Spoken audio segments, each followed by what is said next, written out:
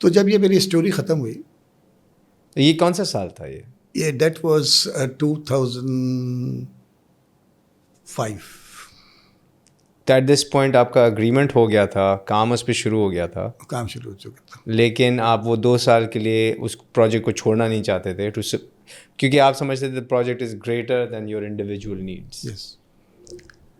تو دوسرا اسی وقت میں نے پھر یہ مشن اسٹیٹمنٹ لکھا تھا اپنا کہ بیٹھ کے. اچھا. مشن اسٹیٹمنٹ جو ہے نا 2004 میں بیفور اسٹارٹنگ یہ میں نے لکھ دیا تھا. اس کا ایک پروسیس ہے 2-3 اور یہ آپ کا پرسنل مشن اسٹیٹمنٹ تھا اس کے بارے میں، اس پروجیکٹ کا مشن بنایا تھا. اور میں نے کہا کہ کیوں بنائے گئے، اور ہم نے اس کی ایک ایکسرسائز تھی، ایک فیسیلیٹیٹر میرے ساتھ تھے. Right. It took us 2 months to create a mission statement and with the help of a facilitator. اور اس کے اوپر ہم نے یہی کیا کہ جی پھر وہ جو میں لفظ لکھتا تھا وہ اس کا بولتا ہے اس کا تمہارا مطلب کیا ہے. اس کے میں ہم نے کہا with the sole motivation of pleasing Allah subhanahu wa ta'ala, the mission is to provide excellence driven quality care, compassionate care, free of cost to all. ٹھیک ہے نا. پہلے ہم نے کہا کریشنز آف اللہ. ٹھیک ہے، یہ لکھ دیا تھا. وہ کہتے ہیں ایکسلنس کیا ہے، ایکسلنس کی بینچ مارک بتاؤ. اچھا، اس کے لیے کویشچنر بنا کہ جی ٹو آل کی بات تھی نا. تو پھر اس میں ہم نے کچھ لوگ سلیکٹ کیے کہ ان سے انٹرویو کرنا ہے. وہ کویشچنر دے تھے، 2-3 سوال تھے. ایک تھا یہ کہ جی آپ نے جو ہے نا آپ کے پاس پیشنٹ آ گیا کوئی، اور جس کی جو ہے نا سارے پیرامیٹرز ایک ہیں سوائے ایک کے، ایک مسلمان ہے ایک غیر مسلم ہے. تو کس کو پہلے کریں گے؟ مطلب ایگزامپل یہ ہے کہ ایک پیس میکر ایک ہے آپ کے پاس، 2 ہارٹ بلاک کے مریض آئے. بلکہ میرا سوال تھا آپ سے کہ آپ ریسورس ایلوکیشن کیسے کرتے ہیں ان سچویشنز میں. تو وہ آپ کو کیسے آئے گا؟ دونوں یہی ہیں، ایج بھی ایک ہے، سیکس بھی ایک ہے، اور صرف ویریبل ایک ہے کہ ایک مسلمان ہے ایک غیر مسلم ہے.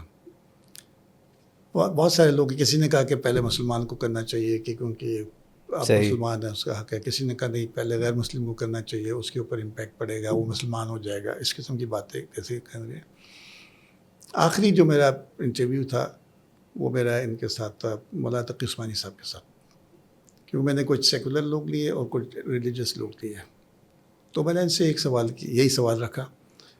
تو انہوں نے کہا بالکل تم صحیح کہہ رہے ہو، لیکن ایسا ہو نہیں سکتا کہ دونوں ایک ہی وقت میں داخل ہوں. دیر وڈ بی کچھ سیکنڈس کا فرق ہوگا. ٹھیک ہے، جو پہلے آئے گا اس کو ملے گا. بڑا کلیئر، فرسٹ کم فرسٹ، وہ اس کو مل جائے گا. دوسرا میں نے اس میں ایک ڈالا تھا کہ we will run it on endowment only, وقف کے اوپر چلائیں گے، کہ جو پہلے وقف بنائیں گے پھر چلائیں گے، سوللی آن وقف. یہ لکھا ہوا تھا، یہ اسٹیٹمنٹ تھا. تو انہوں نے کہا یہ تم نے لکھ تو دیا ہے کہ سوللی آن وقت، اگر یہ تم نے لکھ دیا تو پھر تم جب تک تمہارا وقف نہیں بنے گا تم یہ شروع نہیں کر سکتے.